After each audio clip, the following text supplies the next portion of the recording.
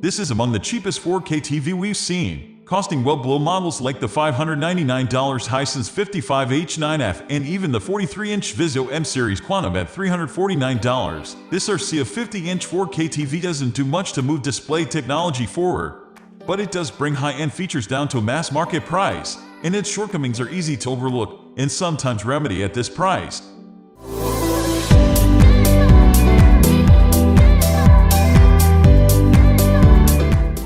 Design. With its plastic back and minimal weight, this RCA TV comes out of the box feeling about as cheap as its price tag suggests. It only weighs 25.4 pounds, 11.5 kg, which makes it easy as ever to set up. That weight all sits on a pair of legs that don't take up too much surface area on the media center. Once it's set up, the cheapness of the design is easier to ignore. The bezels on it are surprisingly thin, with only about half-inch bezels on all sides except the bottom, where it's only slightly thicker. The majority of the TV is just about an inch thick, but the lower half grows to about 2.5 inches thick.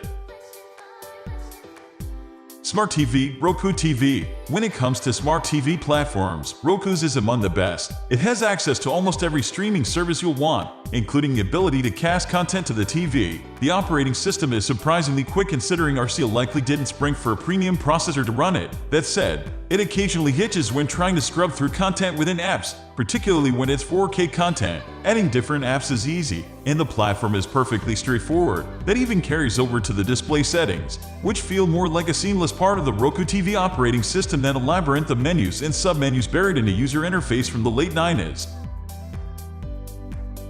HD or SDR performance. There isn't too much to get excited for from the RCA performance. It's a basic TFT LCD offering up a meager 250 nit peak brightness. Most flagship smartphone displays offer substantially brighter displays, and any TV boasting HDR should really top 400 nits. In fact, the UHD Alliance sets its recommended specs at 1000 nits. Of course, this is a budget display, and it's offering just about a nit for every dollar in its price tag. In a sunny room, the display can hold in dark scenes even with the anti-glare finish helping obscure reflections somewhat. Medium bright scenes handle well enough, though. In a dark room, the screen is much easier to see, so it would be wise to invest some of the money saved on this TV in a decent set of window blinds. That said, the RCA puts on a decent image when the lighting conditions are right. In a room with overhead lights on, the display actually musters some impressive black levels, enough to enjoy the dark night on. But there's a definite sweet spot for the black levels. In a dark room, the backlight glow is apparent, and the deep black levels quickly vanish when viewing from an angle.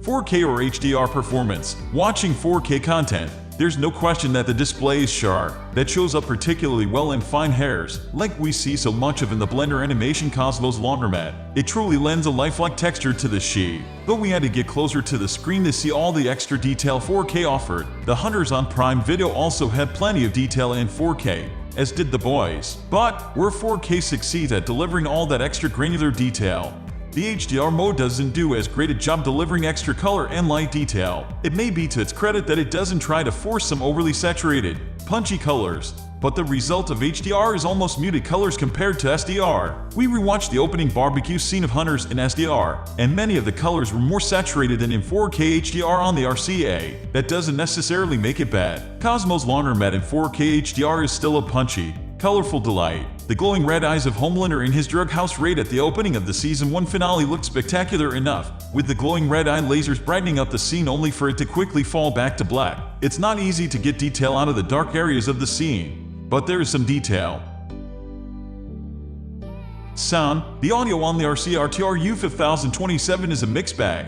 The speakers work rather well, with plenty of sound for even a sizable living room. But it's how the TV uses its speakers that causes the trouble. From HBO to Netflix, the sound is all over the place. Sometimes it's perfectly loud at low volume setting. Other times it's hard to hear it with the volume dialed up. Then sound effects like gunshots, tire squealing, or knife stabbing will sound thin in the audio mix. That happens whether the sound mode is set to normal or to leveling. Overview. As it stands, the RCA RTRU5027 is one of the most affordable ways to jump into the 4K ballpark. Its performance feels more than adequate at the price, and the Roku TV platform is a strong point. But, that said, HDR performance leaves it lagging behind the field, especially when another $100 can get you the Vizio M-Series M437G0, which offers a higher 400 nit brightness, 12 local dimming zones on a quantum dot display with support for Dolby Vision and built-in voice control. We are going to end this video right away. If you have any query or information to share, please leave a comment below. Thanks for watching.